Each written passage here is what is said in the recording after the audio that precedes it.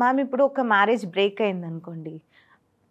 Next marriage కోసం వాళ్ళు search చేసుకునేటప్పుడు, మేము అమెరికా అబ్బాయికిచ్చాము. అందుకే ప్రాబ్లమ్ అయింది. ఈసారి ఇండియాలో ఉన్న అబ్బాయిని చూద్దాం అనుకుంటారు.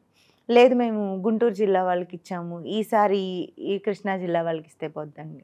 లేకపోతే ఒకసారి ప్రాపర్టీస్ గురించి చూసుకున్నాం. ఈసారి అవి చూసుకోకూడదు. జాతకాలు చూసుకున్నాం. ఈసారి అది మార్చుకుందాం అని ఈ రీజన్స్ చెప్తూ ఉంటారు. దీని గురించి మీరు మాట్లాడాలి. కొన్ని భయంతో రూపా చూస్తారు. ఫస్ట్ మ్యారేజ్ అప్పుడు కూడా ఎదుగుతారు. అందరూ కాదు, జనరలైజ్ చేసి చెప్తున్నా. ఎదిగి తర్వాత ఏదో ఒక పాయింట్లో బాగుంది అనుకుని కుదురు చేసుకుంటారు. అసలు డివోర్సెస్లో రూపా అమ్మాయి వాళ్ళు కానీ అబ్బాయి వాళ్ళు కానీ చెప్పే రీజన్స్లో 90% సింక్ అవ్వవు. అసలు ఫస్ట్ మ్యారేజ్ కోసం మా దగ్గరికి వచ్చే వాళ్ళతో హాఫ్ అన్ అవర్ కూర్చుని కాన్వర్జేషన్ చేస్తే ఈ డివోర్స్ కేసెస్ అని చెప్పి వచ్చే పేరెంట్స్తో కానీ పిల్లలతో కానీ మినిమం 2 to 4 hours కూర్చుంటే అసలు ఒరిజినాలిటీ బయటకు వచ్చేస్తుంది. అసలు ఫస్ట్ స్టార్ట్ చేసేదే నెగిటివిటీతో స్టార్ట్ అవుతుంది. Because it's not a good incident to talk about పాత విషయాల గురించి. ఎవ్వరు కూడా మా అమ్మాయిదే తప్పు మా అబ్బాయిదే తప్పు అని చెప్పరు. They will start with the sum points ఎక్కడ మొదలు పెడతారు. దానిలో బెస్ట్ పాయింట్ ఇంపార్టెన్సీ, లేకపోతే వేరే రిలేషన్షిప్, లేకపోతే వేరే బాయ్ ఫ్రెండ్ ఉన్నాడు సంథింగ్, అవి చెప్తారు. మెల్లగా మాట్లాడేటప్పుడు ఎస్పెషల్లీ ఏదో ఒక పేరెంట్ దగ్గర నుంచి గొడవలు మన పిల్ల దగ్గరే మొదలైనవి నిజాల కానించి మొత్తం బయటకు వచ్చేస్తాయి. ఇది పక్కన పెడితే రూపా కొందరిలో జెన్యూన్ ఫియర్ ఉంటుంది. మ్యాచెస్ రెండోసారి ఎతికేటప్పుడు ఒకసారి మన పిల్ల దెబ్బతింది లవ్ మ్యారేజ్ వల్ల, అరేంజ్డ్ మ్యారేజ్ వల్ల, బిడ్డే కదా, మళ్ళీ ఆ తప్పు జరగకూడదు అన్న భయం వేరే. అలాంటి వాళ్ళు ఎలా చెప్తారంటే ఒకసారి దెబ్బతిన్నాం, తెలుసో తెలియకో చేసుకున్నాం, తెలిసిన వాళ్ళనే చేసుకున్నాం, ఇలా అయిపోయింది, అట్లా జెన్యూన్ రీజన్స్, వాళ్ళ తప్పు లేదు మా తప్పు లేదు, ఈసారి మాత్రం అండి పిల్లలిద్దరు కొంచెం జాగ్రత్తగా మాట్లాడుకుని మేము కూడా 1-2 సార్లు కలిసి అన్నీ బాగున్నాయి అనుకుంటేనే వెళ్తాం. అది పద్ధతి. కొందరు ఎలా చేస్తారంటే ఇంతకుముందు మేము జాతకాలు, నిన్న ఐ మెట్ సంబడి విపరీతంగా జాతకాలు చూసేవారు ఫస్ట్ మ్యారేజ్ మా దగ్గర ఇచ్చినప్పుడే. తర్వాత నేను అడిగాను, హారోస్కోప్స్ చూసే చేసుంటారు కదా అంటే, చూసే చేసామండి, అందుకే మా అమ్మాయికి లేట్ అయింది. మరి ఎందుకు డైవర్స్ అయింది హారోస్కోప్స్ చూస్ చేసినప్పుడు అన్న. లేదండి మళ్ళీ ఆస్ట్రాలజీ దగ్గరికి వెళ్ళారా మీరు, ఆయన ఎవరైతే చెప్పాడో అని అడిగాను. అడిగితే వెళ్ళాము, వాళ్ళు తప్పు డేట్ ఆఫ్ బర్త్ ఇచ్చుంటారు, అందుకనే మీకు ఇలా అయ్యింది అని చెప్పాడు అన్నారు. వాళ్ళు ఒప్పుకోరుగా. సో మళ్ళీ జాతకాలు చూస్తాము అని చెప్పారు.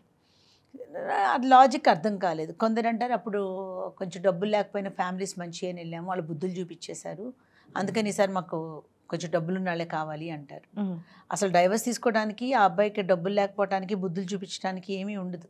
కంపాటబుల్ ఇష్యూస్ లేకపోతే ఇంపార్టెన్సీనో దానికి డబ్బులకి ఇటుకి ఇష్యూ ఉండదు. But they will connect somewhere.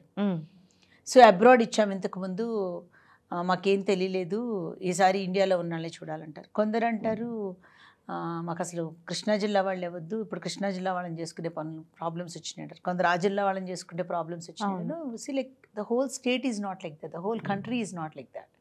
మనం తెచ్చుకున్న సంబంధం, అన్ని కోట్ల మందిలో నుంచి ఒక సంబంధం తెచ్చుకున్నాము, తెచ్చుకునే విధానంలో మనం మార్పు తెచ్చుకోవాలి తప్ప తెచ్చుకున్న ప్లేస్లో కాదు. సో అప్పుడు తొందరపాటు పడిపోయి ఒక మ్యాచ్ వచ్చింది కదా అని కుదురు చేసుకున్నప్పుడు ఎంక్వైరీ చేసుకోవాలి కదా రూపా. అప్పుడు కూడా చూడు, పలానా వాళ్ళు తెస్తే చేసుకున్నామని చెప్పి ఆ మిడిల్లో తెచ్చిన మీడియేటర్నో లేకపోతే చుట్టాలనో బ్లేమ్ చేస్తారే కానీ మా అమ్మాయి లైఫ్ మా అబ్బాయి లైఫ్ మేము ఎంక్వైరీ చేసుకోకుండా మాదే తప్పని మాత్రం ఒప్పుకోరు పేరెంట్స్. ఎవరో ఒకరి మీద బ్లేమ్ పెడతారు. ఇక్కడ కూడా మా కిడ్ వల్లే ఈ ప్రాబ్లం స్టార్ట్ అయిందని కూడా చెప్పరు, అవతల వాళ్ళ మీద నెప్పని నెట్టేద్దామని చూస్తారు. ఈ సెకండ్ మ్యాచెస్లో Rupa understand until we accept the reality where the mistake is, మళ్ళీ రికర్ అవుతాయి ఆ ప్రాబ్లమ్స్.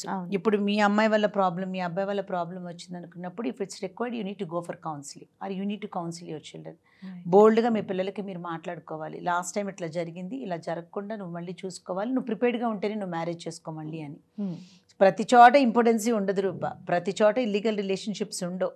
పాస్ట్ రిలేషన్షిప్స్ ఉన్నా కూడా ఒక మనిషి పెళ్ళికి ఒప్పుకుని వచ్చారు అంటే they are accepting this marriage అని చెప్పి.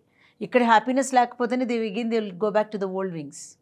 అర్థమవుతుందా Rupa? So parents first of all they need to accept the reality that is over and why is it over.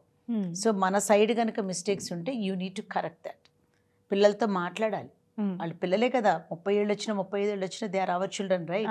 అవసరమైతే కనుక కౌన్సిలింగ్ చేయించుకోవాలి, ఇంకా అవసరమైతే పెళ్ళే చేయకూడదు వాళ్ళకి, ఇంకా వాళ్ళు ఇంకొక లైఫ్ పాడు చేయకూడదు. అంతే తప్పించి blaming other people, blaming the states, blaming the situations, that's not at all correct. Right. అది మనిషికి పెళ్లి చేసినప్పుడు ఒక మనిషి వల్లే ప్రాబ్లం అయిందని చెప్పి you don't go in such of an animal to get married, right? You go for a human only, right? Same way ఒక స్టేట్లో నుంచి ఒక కంట్రీలో నుంచి ప్రాబ్లం వచ్చిందని అవన్నీ అవాయిడ్ చేయడం కరెక్ట్ కాదు. ఈసారి పాతసారి జరిగిన తప్పులు జరగకుండా you need to be careful in getting an alliance and make it really a decent thing to handle. Right.